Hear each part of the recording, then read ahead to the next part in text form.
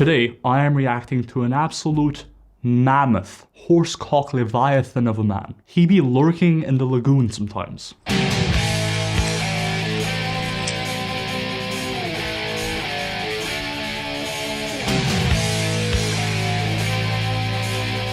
Humongous. And that's Rick Del Stick, Eric the Boogz Bugenhagen. Eric has been reacting to some exercise science takes recently, like Jeff Nippard's series of videos, and Dr. Mike Israetel as well. And so I thought, as a longtime fan of Eric Bugenhagen, why don't I do a bit of a tongue-in-cheek situation and react to his own content from a sports science pencil-like perspective. In this video, this exercise scientist, Dr. Milo Wolf, PhD in sports science, will dismantle the bro science takes of one Rick Del Stick. Let's get into it. Now, Josh, I will be playing these videos on 1.5 times speed or something. My ADHD brain cannot watch videos on 1 times speed. In fact, I may watch them on 2 times speed. So I'm gonna need you to do the magic. 2 times speed, Josh. That is what we're running with for all of these. I'm here to report 2 exercises that literally nobody in this world does. But first, let me talk about this giant atlas stone I'm holding. Look at the size and girth of this specimen. Beautiful boy. This physical specimen's name is Mr. Beefy, okay? Very suitable name for this hunk of pure muscularity and explosiveness. And he has a brother named Tater Tot, who's currently getting neutered at the moment. And we're just fostering them until they find their forever home. So if you guys are in like the Central Florida area and you want these 2 stout specimens, just leave a comment below. But let's get back to the exercises here, fellas. 2 exercises that literally nobody will ever do, and it's because...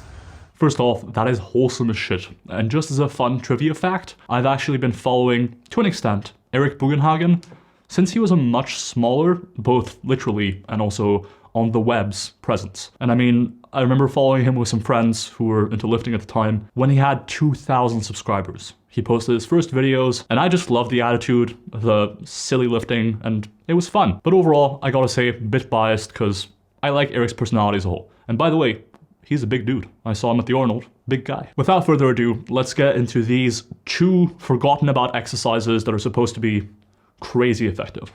It's humbling, okay?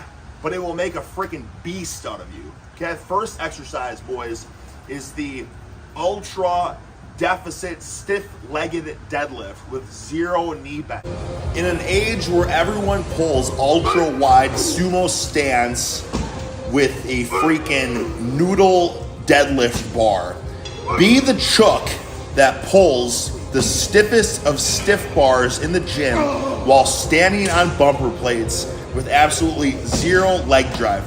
Fellas, this is gonna light up your posterior chain like no other. Just look at my trapezius about to explode as I'm pulling that sucker up. That is no joke, and that will light you up like no other. I promise you that. That'll get you jacked, stacked. Well, shit. I was getting ready to hate a little bit, but this isn't bad. Stiff-legged deficit deadlifts, I actually do them in my own training. It's a great way to get a good stretch on the hamstrings, glutes, adductors, lengthened partials and all that. Good for hypertrophy. So I thought I was going to react to some bro science here. So far all I'm seeing is hard fact approved science. So I mean, if I'm going to nitpick, I'd say like control D eccentric and you'd probably get more hypertrophy out of the movement. But on principle, the exercise is pretty solid. So thumbs up. Stack, succulent and dense. It'll pack size on the hammies, voluptuously rotund glutes, trapezius up the wazoo. Okay, you combine that with this next sucker. I'm talking heavy dumbbell walking lunges. Extra brownie points for doing this with 0 straps, fellas. I'm talking about getting your freaking leg work in on top of your trapezius work, your grip work. It's like you're doing a heavy ass farmer's walk while getting thick, rotund horse quads. You know what I'm saying, boys? This exercise will make your ass more sore than anything you've ever felt in your life. I mean, fellas, maybe it's just my experience, but I can't remember the last time I've seen anybody in any gym I go to. I'm not sure I'm inclined to speak about how sore my ass gets on camera, but I don't think the lunge is the best exercise ever. I think the split squat is better in almost every way. except for the fact that you're using less space and being less impressive to people. But the split squat typically allows you to get far deeper as far as your quad range of motion, as far as your glute range of motion, and all that stuff goes. And I also think lunges probably aren't the best place for you to try and train forearms. Like, lunges are already somewhat unstable. Plenty of people fail a lunge set because they got unstable and off balance. Why add to the issue of the quads and glutes and adductors not potentially being the limiting factor by also not using straps? Is there a place and a time for not trying to fine-tune movements to be really effective for a certain few muscle groups and just trying to get a general stimulus for a lot of muscle at once in? Yes. Do I think it's on dumbbell lunges? Nah. And I think those circumstances of trying to get a good stimulus in for a variety of muscle groups at once is relatively specific. I wouldn't recommend this variation generally. But certainly, he could be recommending far worse things like dumbbell kickbacks or something, I don't know. And I've gone to gyms around the world. I got 3 gym memberships. I can't remember the last time I've seen anyone other than one guy I saw doing walking lunges with 30-pound dumbbells, grunting and groaning. Oh, with each rep, as if he was moving several hundred pounds. And not to knock him, but I'm just saying, nobody does freaking heavy walking lunges. Last guy I can remember doing them was Ronnie Coleman. And he was doing them in the banana yellow, skin tight spandex, freaking, work boots on, horse-cocking a huge barbell in the parking lot. But that was a barbell. Fellas, I'm telling you, you'll get strong as a freaking horse. It's just the grip, the forearms, the traps, the freaking deltoids just get freaking pulled out of sockets as you hoist those. You know what I'm saying? It's a freaking great exercise. It is one of the best exercises, and nobody does it. Now I'm going to show you guys a secret golden tidbit that I kind of just discovered today. I had a theory and I wanted to put it to the test. I don't think dumbbell lunges train your shoulders. What I respect about Eric Bugenhagen usually is that he makes it very clear that he's not really coming at this from like a super rational, well thought out, generalizable principle sort of approach. More like, oh, I felt this shit in this area, so give it a shot. I think it's humongous and horsecocking and all that. He doesn't take himself too seriously, which I appreciate. In the age of fucking Dr. Milo Wolf talking about lengthened partials on everything, it's nice to have some levity every now and then. All right, here's the box squat. I did this with the intention of priming up the CNS going into the semi-sumo stance deadlift. I'm trying to do the west side style where you sit back so you really activate the glutes, open the hips up. The only problem is I don't know the weight capacity of this plyo box. It's probably like 300 pounds, and here I am putting, damn near 1,000 pounds down on it. So I'm trying to sit back but not put all my weight back on it just in case the box explodes. But anyways, after I hit this set, I immediately dropped down, warmed up super fast for the semi-sumo stance deadlift, and worked up to 635. I think I had more in the tank, but I didn't know. This is my first time attempting this in 3 years. So I just wanted to see how it felt. I wanted to basically see if doing a west side style box squat and then going immediately into a semi-sumo stance deadlift felt pretty good. And I think it did, because I haven't done this variation of deadlifting in 3 years, and that's 635 for 5. Right? So I think there's something to it. So what I think he's referring to here is an all-time favorite amongst strength and conditioning professionals, and that's post-activation potentiation, or nowadays more so referred to as post-activation performance enhancement. I recently reviewed a colleague's work, systematic review on the topic. Do I think it's applicable to general lifting tasks? Yes. Do I think it's super important to consider within your training? No. Do I also think that it's something you get by just doing a relatively heavy single close to your working weight or above your working weight before you go into your main set? Yes. And I certainly wouldn't recommend going straight from a set of squats to a set of deadlifts, because I think that's a huge pain in the ass. But when it comes to horse-cocking weights around, I guess you are horse-cocking weights around. I did this with the intention of just, trying something fun, little husband-wife bonding time, but holy buckets, this actually ended up being pretty amazing. The freaking behind the neck pin press plus the added wife tension. Fellas, look at her feet kind of sway side to side. It's ever so slight, but that instability makes it just extra hard. And then here, I use that same width that I used pressing the woman, and I tried it with this about the same weight on the barbell. This is 290 pounds with a wide grip, which I don't normally press with. I just wanted to see how it felt. So then I figured I usually bench press with a wide grip, and I'm strongest with a wide grip on flat bench. So I'm like, what? Sports scientist shocked by super sickening shoulder exercise is what I call this. I never incline press. After I have done that overhead press, I said, why don't I go in an incline and see this wide grip and how this feels? And fellas, keep in mind, I never incline press. And I think I might start doing it because I feel like this is pretty freaking solid, boys. I did this workout about a week ago, and my freaking anterior deltoids were killing me afterwards. I don't know if it was the behind the neck pin press with added wife tension, if it was the freaking ultra wide overhead press, or if it was this set of incline presses since I never do it, but frick. Speaking of which, here's more of a narrow grip. For what it's worth, I think all else being equal, the incline press is probably a slightly better overall chest exercise compared to a flat bench press variation. The one study we have, that's right, the one study we have, not a lot of data on this, comparing the flat press to the incline press, generally found more favorable hypertrophy in the incline press at a 45-degree angle compared to a flat press. Specifically, greater upper chest growth and similar lower chest growth compared to flat pressing. So, incline chest pressing gets a thumbs up. But again, not sure I fuck with the whole post-activation performance enhancement deal going on here. Had that dip and drive in there, it kind of ticked me off. I usually do everything as strict as possible, mainly because I can't really have much knee bend because of my surgery on my tendon. But tried out a drop set here, and boys, I mean, she felt like freaking non-existent. Like I was pressing just a grocery bag, you know what I'm saying? So, if you don't have a woman, I mean, I don't know, but there was something, this was pretty solid, boys, of just going heavy barbell straight into woman press. I mean, I guess at the end of the day, we're dropping about half the load, you know? And then this is another one, too. A lot of pencil neck scientists, dorks, geeks, things of that sort seem to like these chest-supported variations. So, as you can see, my range of motion is starting to suffer at the end. But I had a few very good elbows all the way back reps in there. I think that brings up a good topic of discussion because... Based incline dumbbell row enjoyer right here. I think incline dumbbell rows are time efficient, get you a good stretch.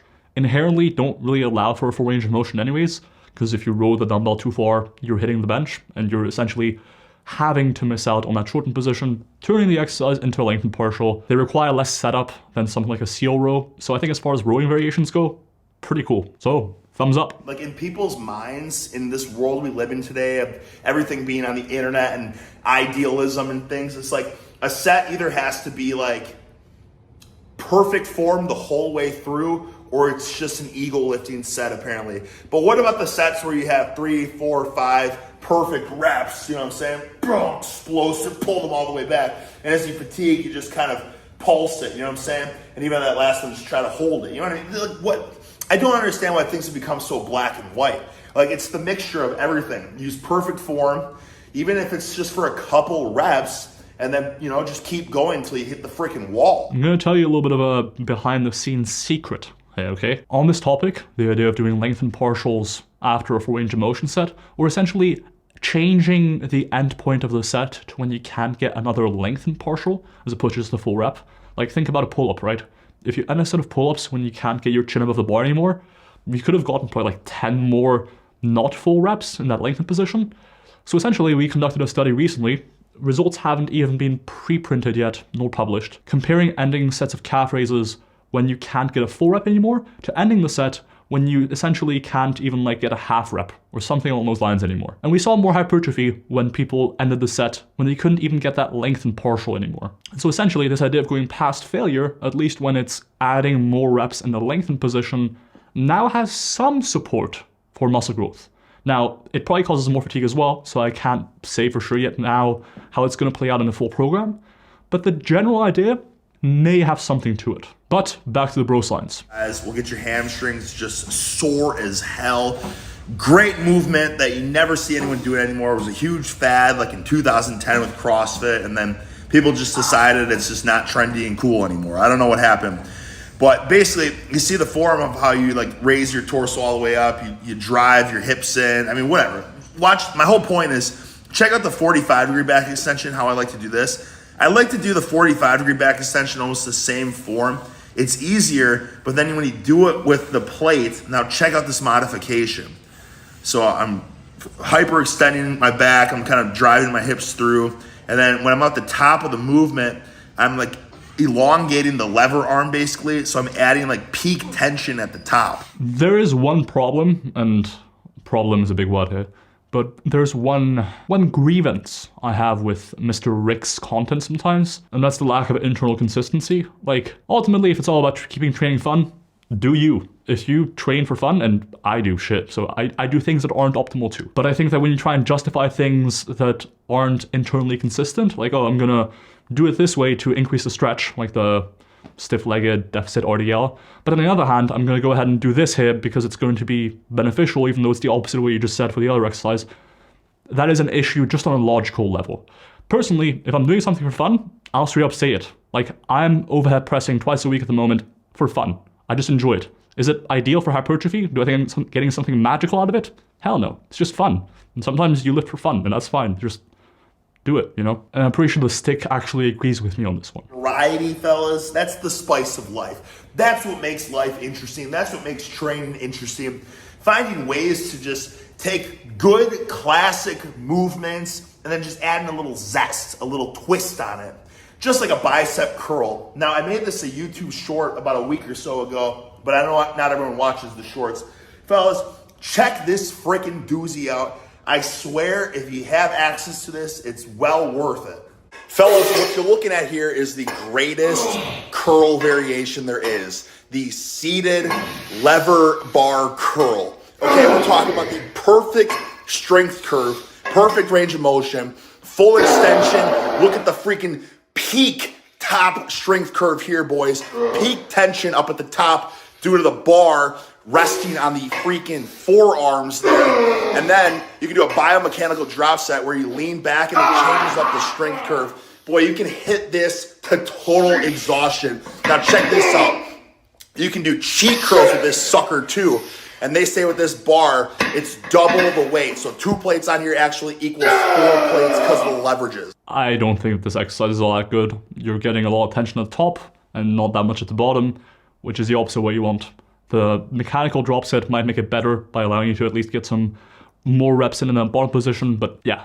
It might get the bro science thumbs up, but it gets the exercise science thumbs down. On to the next video. 2 more unknown exercises for a huge back. Let's break it down. All right, fellas, reporting in from the rat's nest to do a little bit different of a video today, okay? The bulking golden tidbits are a hit, okay? We're gonna find more ways to scarf down thousands of calories in one go. I got a couple off the tip of my brain, but we're gonna save those, okay?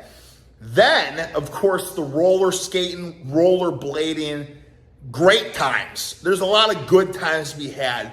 But we can't forget what we all love, and that is getting down to the nitty-gritty of training, high intensity up the wazoo, finding exciting new techniques, not so new for all of us, but some of us, and I only say this because while I was hitting these exercises at the gym, I specifically had people come up to me and they said, holy buckets, I've never thought about doing that before. So I said to myself, why the hell don't I just make a video? Let's make this stuff public, common knowledge. Just because I know of this stuff doesn't mean the whole freaking world knows the deep, dark, dirty secrets. So let's start with exercise tidbit number 1. Alrighty, what we have here is a freaking trap bar, aka hex bar, loaded with the plates. Now you're saying, Sticky Ricky, a deadlift. False, inaccurate, you're wrong. We're not gonna deadlift this sucker. In fact, what we're gonna do is a bent over row. Now I had people come up to me and they said, oh, I never thought about rowing with that bar before. And I said, brother, well, think about it. You use a neutral grip for the most part when you do dumbbell rows. I'm not saying everybody does, but you can row a dumbbell, any way you want. Freaking pronated, supinated, neutral grip. Well, with a barbell, you can either do pronated or supinated. With the freaking trap bar, we can go neutral grip here, okay? And the beauty of this sucker is due to the way that it's loaded, right? You can see you can have a little bit of knee bend there and the bar wouldn't get in the way of the knees. And just the angle at which you're pulling the weight is gonna be slightly different than with a bent over barbell row. So it's just a cool variation to add into the mix for you if you want to spice it up a tad bit, okay? Yeah, it's good. Adding a neutral grip to a barbell row, essentially, it's good. I think that barbell rows are good, and I think that this is just as good, essentially. It is just a variation, bro. A lot of people don't have a trap bar, but if you do, consider doing it. What we're gonna do here is be a freaking Johnny Pencil Neck and use the cable station, okay? Now, listen, cables aren't all bad. I want you to check this sucker out here. There was a rope, and I didn't want to be a cookie cutter, do lat pull downs and stuff, but I wanted to train my lats. So I said, you know what? What if I did a hip hinged pullover movement? So I'm pulling without using my biceps at all, similar to how you engage the barbell, engage your lats with the barbell while doing a deadlift, okay? A lot of times you'll see people with the barbell have bands around it. Let me see if I can find an example to show you guys. So these were just the first videos that popped up on the search. This guy doing a freaking sumo, but look at the band he has on.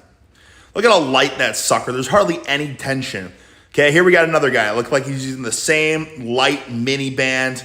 Hardly any freaking weight on that sucker. Okay, I'm not trying to be Johnny Pencil Neck. I'm trying to be Johnny Horsecock. So as you can see, I'm using the full stack on this freaking cable machine. All right, look at the difference. You think I'm using a light mini boy? No, who do you think's getting more lat engagement? So that way, when I do go to the barbell and try to horsecock some massive deadlifts, my freaking lats are primed up the wazoo. I think I just got called Johnny Pencil Neck, which I'll take. But I will say, to my defense, back when I suspect Mr. Rick was just living naturally, living off the land, let's put it that way. His height and weight are actually quite comparable to my own. I think back then he was like 6'2", 6'3", 230, and I'm about 6'2", between 220 and 245 typically. So, hey ho, you know, Johnny Pencil Neck, but one day I may be Johnny Horsecock. Next up, we are on to the greatest row variation for enormous deadlift power as the last video we're reviewing. Fellas, we're back here in the rat's nest, and I have the same freaking Ukrainian setup. I talked about this yesterday. The Ukrainian stiffies and the Ukrainian deep ass to grass squats. Good. And I mentioned it in the video yesterday of how this might be the ultimate setup for all things freaking everything, basically. Other than I'll still have to figure out the pressing here. But I told you this yesterday, and now I'm doing it today. And let me tell you something. It's just as good, if not better, than I thought it would be. Okay? You want to see something here, Mama? Mm-hmm. I got 300 pizzles on the loading pin. People say, oh, Sticky Ricky, nobody has this setup. It's like every gym you go to has this handle, okay? Good. All you need is a freaking $20 loading pin. Can you show that loading pin right there, Mama? See that? Covered in rust and grime and cat piss. Okay? See that? Yeah. Mama's like, give me a scuffle. Don't scuffle. Don't scuffle with me, Mama. I can say what I want. I'm a big boy. I have my own brain. You definitely do say what you want. Yeah, so anyways, you can get a freaking loading pin on Amazon for $20, or if you want to go the creme de la crop, you get one on Rogue or something for $30, okay? They're cheap. Every gym has this, and you can stand on anything you want. You see I'm standing on a bench here, okay? You can use a bench at a gym, 2 benches. You can take the freaking plyo boxes. Kitty, that is enough! Stop! I'm just losing it at the cat. Shout out to all cats out there. Gotta be some of my favorite animals for real, for real. Throwback to when I used to allow my cat in here. Not anymore. Listen, the bills got kinda tight. The ad revenue wasn't coming in. So what's a man to do but eat his own cat? Make sure you like this video, comment, and subscribe if you aren't already, so that I can buy a new cat that I hopefully won't have to eat.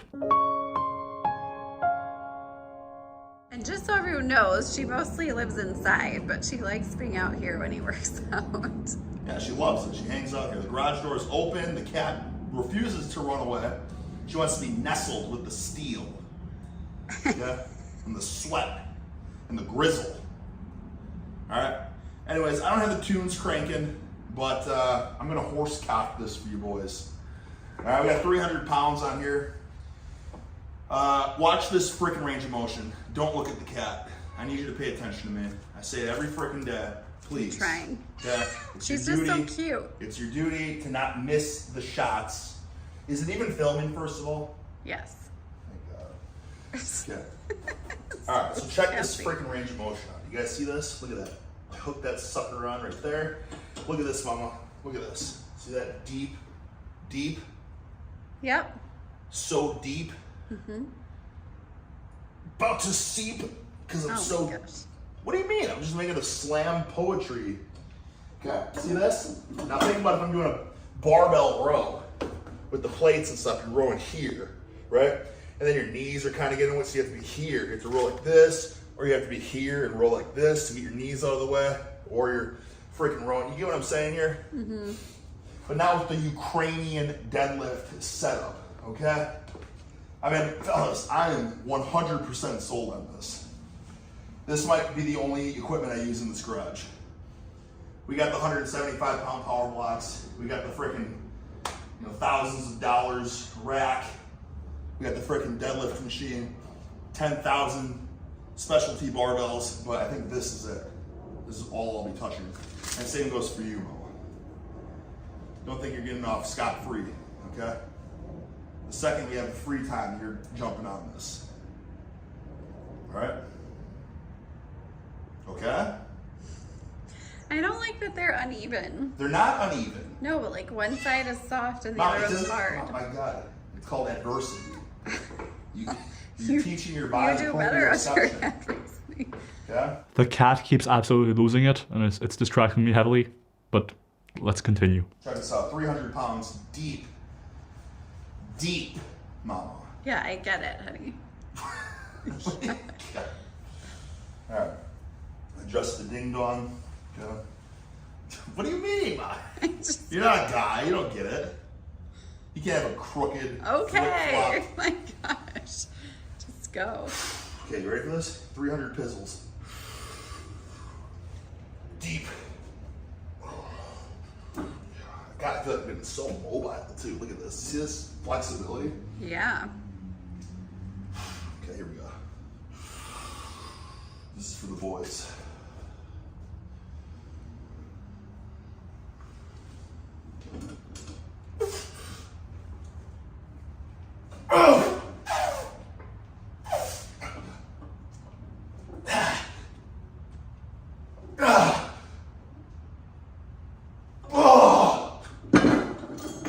And for anyone saying, oh, Sticky Ricky, but you're not pulling it from here, you're coming up and pulling it.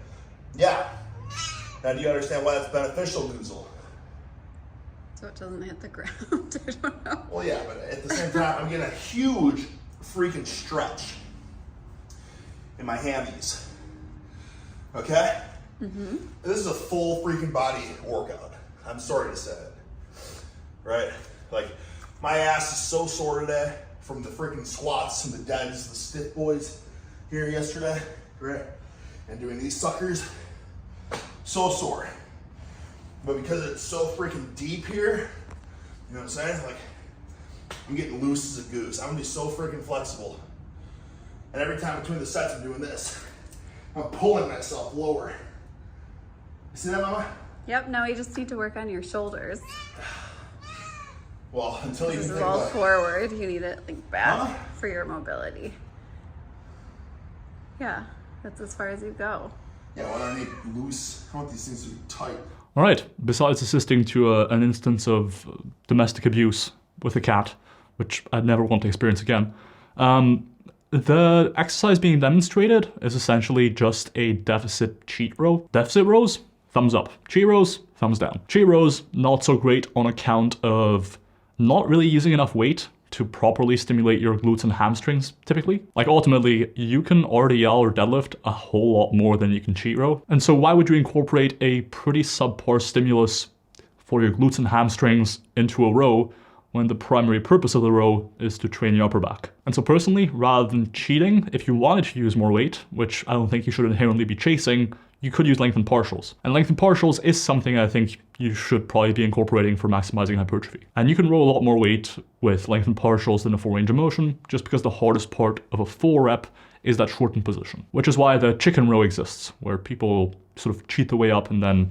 bring their stomach to the bar. But regardless, that wraps up this Johnny pencil neck researcher, exercise scientist sickening review of the bro scientist himself. Did I dismantle the bro science on this plate? I think so. On the one hand, I like Eric. On the other hand, I'm not sure I really love the recent shift to trying to put out informative content. But as far as entertainment value goes, big thumbs up. And none of what I said in this video was meant in ill intent at all. I will give Rick Del Stick 10 horsecocks out of 10 and a 5 out of 10 from a sports science perspective. And with that being said, if you enjoyed this pencil next video, please leave a comment down below letting me know who else you want to see me react to, what topics you want to see me cover.